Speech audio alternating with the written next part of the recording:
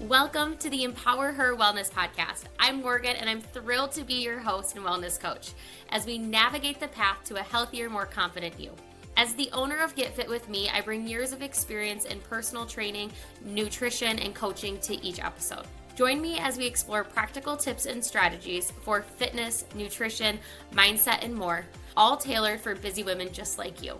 Let's empower your wellness journey and achieve lasting transformation together. Hello, everybody. Welcome back to an episode of the EmpowerHer Wellness Podcast. I'm your host and coach, Morgan Ukovich, and honestly, I have like 5 topics that I wanted to talk about, and I'm slowly working my way through creating episodes for you guys. And today's topic is one that's come up between me and at least 3 of my clients just this past week. So I thought, okay, this is probably a good time to do this one. So one of the many things that happens as we go through life is there is different changes and stages in our life. So for instance, you go from, and this could be for everybody, this could be for nobody, this is just an example. But maybe you go from being single and in college to being out of college, working and being single, to then being with someone and coexisting together. And then maybe you have kids, and then maybe the kids go out of the house, and then maybe you're back on your own again. Like, it could be any of these stages. One of the common things that I see and I recognize in anybody I talk to is we don't notice or we don't realize that those stages of life change our activity level, they change our nutrition, they change our stress levels, they change our sleep. Every single stage, anytime something changes, even the change from spring to summer, kids being in school to kids being home, like that is an adjustment.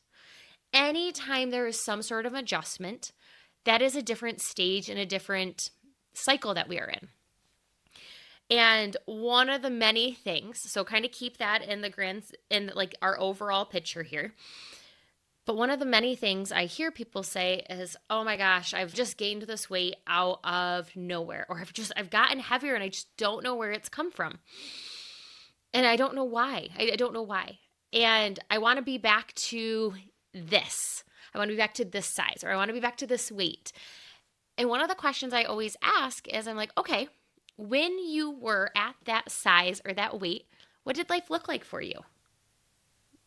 Compared to now, what did it look like? A lot of times, it's my moms who say, well, it was pre-kids. All of you with kids, or all of you who have been around kids a lot, know when kids come, you can create whatever routines you want, but there is still change and things will never be the same, and they're not supposed to. They're not supposed to be the same. Same thing when the kids go out of the house. Same things of when you get new jobs. That's what I talked to 2 of my clients with just this past week, is they were like, since I started this new job, I noticed blank. And we have shifts and changes that happen all of the time that we don't realize create as big of an impact on us as they do. So for instance, I've got one client, and we actually talked about this through the entire evolution of his activity level. We got talking about how over time we are naturally becoming more sedentary than we were. This is not a blanketed statement for everybody, but a lot of us.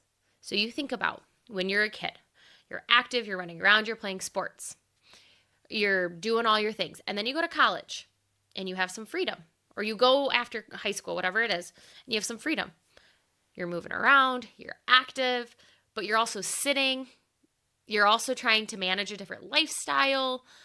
Maybe you've got a job on top of classes, you're studying. So like there's a weird dynamic in the amount of activity you're doing.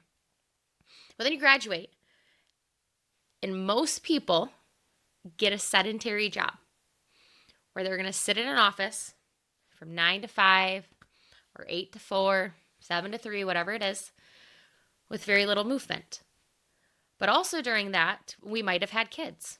We might still be active on the weekends, But the majority of where our work time is the majority of our week, and we're stationary. And then maybe we change jobs and we find something or maybe we go to 2 jobs. Maybe we go to 2 part-time jobs. One's a little bit more active, one's a little bit more sedentary. But then retirement comes. And if we don't have a plan, we tend to be more sedentary. And then we wonder why our joints are achy, we're sore, we're tired all the time. Maybe we've gained some weight. And if we think about it, just the evolution of how we move from the young kid stage to retirement, it gets more sedentary as time goes on. As your kids in life aren't as little, you don't move as much. You don't have to. You're not chasing them around the house. Yeah, you're still active throughout the day. Like, I have to run to this errand, but you're not chasing them around the house like you had to. I guess maybe you are. If you're chasing your 16-year-old around the house, that's fun. But like, you're typically not doing that. So thinking through this progression, if you're somebody who is like, oh, I didn't think about that. What I want you to think about now is, how can we just generally be more active throughout your day? I've talked about this in the sense of, I love that you do your workout. I want you to lift weights. I want you to go get that 30-minute walk in.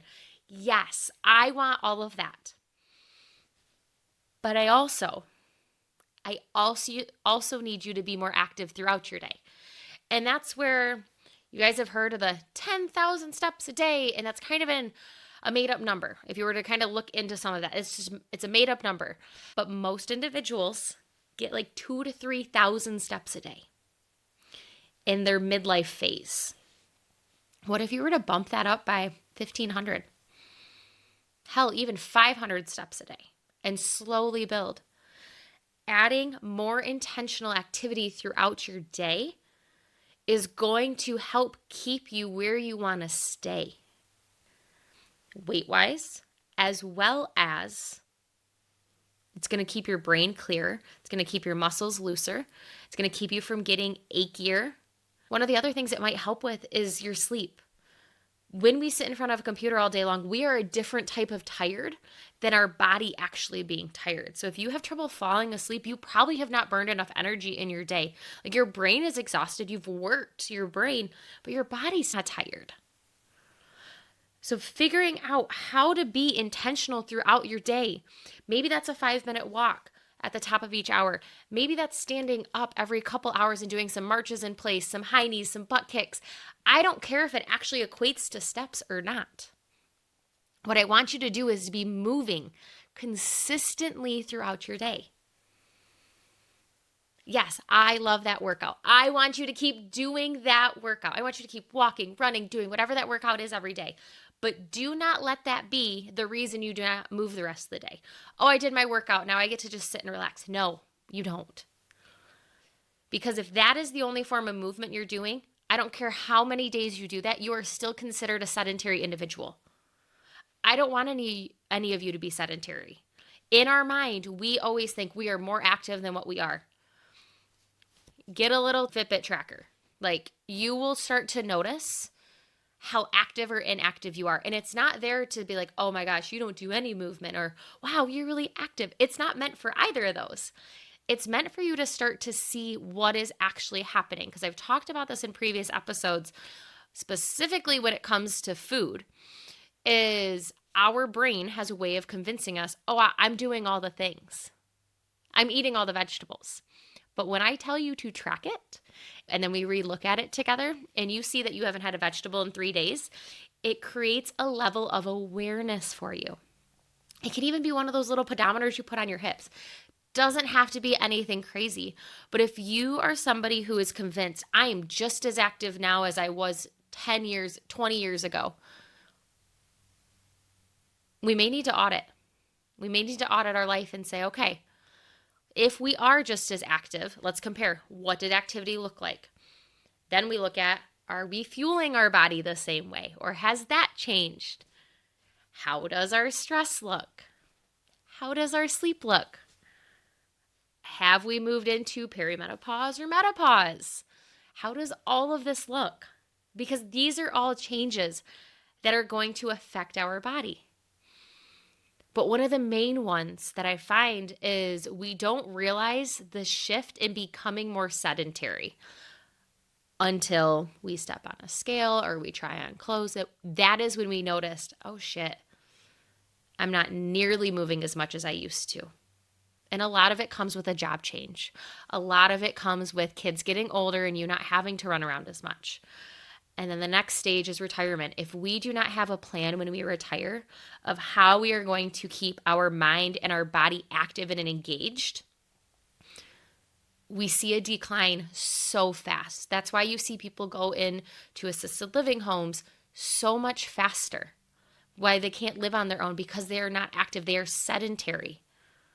Okay, they may do their 30-minute workout, but then do they sit the rest of the day? They need to be moving. And for their mind, they need to be doing, whether it's a job, whether it's taking care of grandkids, or it's volunteering somewhere, or it's going to the library, it's doing social groups, it's playing cards. Our body and our mind need to be worked on a daily basis throughout the day to stay where we are or higher. And for that sedentary part, it's so easy, like I said, not to realize it. It's also so easy when life gets overwhelming to pull away from those social connections that we know our heart and our soul needs, but it's too busy on the calendar. So instead of getting rid of them completely, find a way to say, okay, once a month, rather than every week or every day, once a month, I'm going to schedule one thing that fulfills that connection. If you're retired and you have more time on your hands, I recommend it's more of a daily or like multiple times throughout the week in different avenues. There's so much out there. I said this in a few episodes ago, I want you to be able to be there for your memories. And the more sedentary we are, the harder that is going to be. The more sedentary our body and our mind is, the harder that's going to be. So when we think about this, stop comparing yourself to who you were 20 years ago or who you were in your 20s. Life and responsibilities asked differently of you. They were so different. What does life look like now? What can you actually handle and tackle? You're getting your workouts in. Where can we add some extra movement throughout your day? Maybe you're not getting your workouts in and that is a resistance point. Don't focus on that right now. Focus on being more active throughout your day. And then your body will have more energy. You will feel better. And then you'll actually feel motivated to go to those workouts. Once again, I'm not saying those workouts don't matter, because they do. They 100% matter. But so does moving and being on your feet and not just sitting and getting up and being intentional about it throughout your day. So with that, I would love for you guys to jump into our Facebook group. It's in the show notes.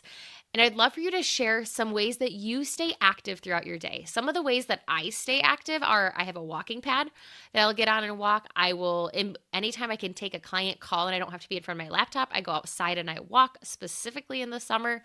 I'll do marches in place. Like, there's so many different ways, and my ways are not all the ways that are going to work for you. So I'd love for you to jump into the Facebook group. Or if you're watching on YouTube, go in the comments, drop in the comments. Let me know, how do you stay active throughout your day? How do you remind yourself that intentional movement needs to happen? And how does it happen? What ways do you make that happen? So if you're like, Morgan, I just need help. Help me, hold me accountable, check in on me. If you want that, we've got room in our 90-day kickstart. Feel free to send me a message at morgan@getfitwithme-morganekovich.com with the subject line kickstart. I'll send you a message. We'll talk about it. We'll set up a call. We'll see if it's even a good fit for you, and we'll go from there. So until next time, have a fantastic rest of your day, everyone. See you all next Thursday. Thank you for tuning in to the EmpowerHer Wellness Podcast. I hope you found today's episode inspiring and packed with actionable tips. Remember, your journey to becoming the strongest, most confident version of yourself is just beginning. Be sure to subscribe so you never miss an episode and join our community of empowered women. Until next time, stay strong and stay confident.